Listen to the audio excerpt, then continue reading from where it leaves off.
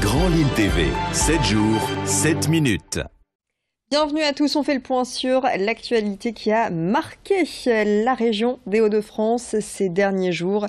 Et puis en fin de flash, le point sur la météo des prochains jours, la tendance de cette nouvelle semaine. Restez avec nous. Et en cette période de vacances, l'INSEE a révélé ses tout derniers chiffres concernant le tourisme dans la région des Hauts-de-France.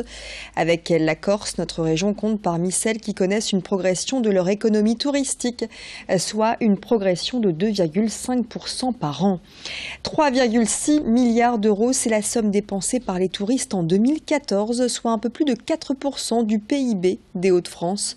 Sur le plan économique, le tourisme a généré 50 000 emplois en 2013, des emplois qui se concentrent surtout sur la métropole lilloise et le littoral.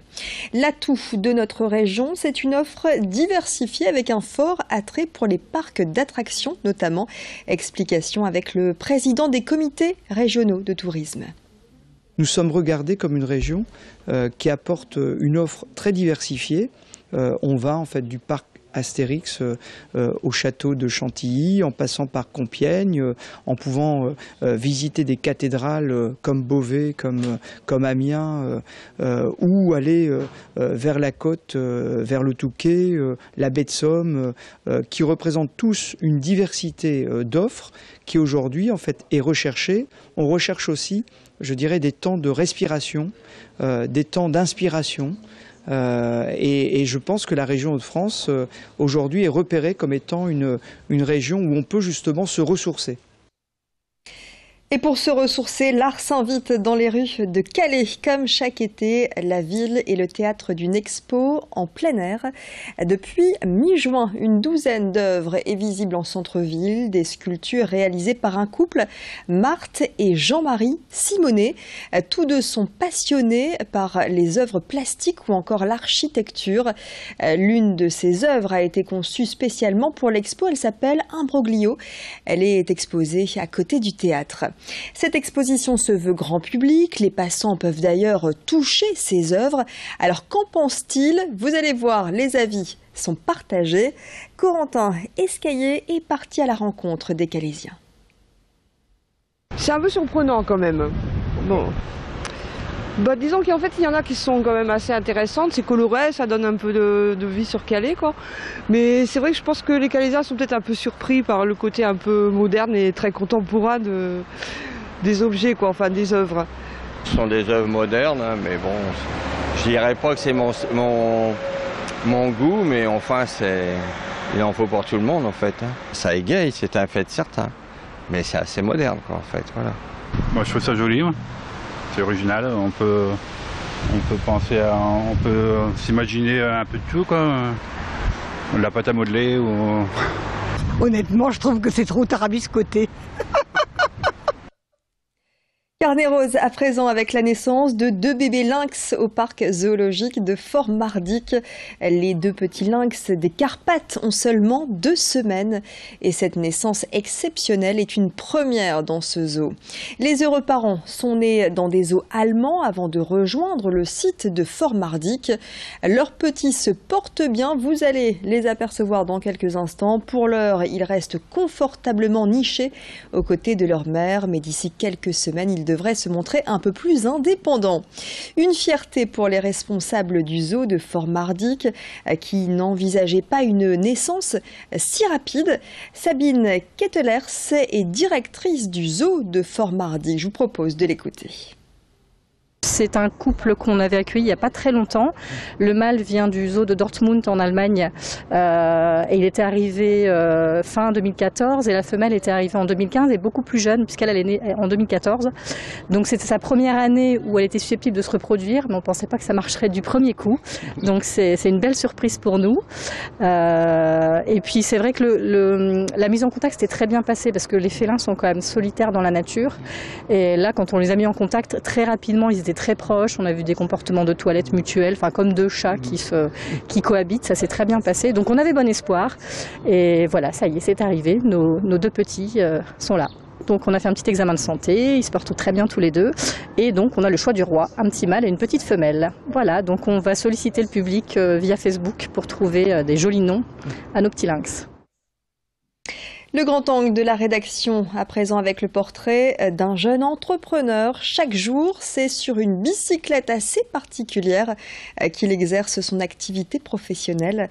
Vincent Langagne a développé un service de nettoyage de vitres dans la métropole lilloise, un service de proximité de plus en plus demandé.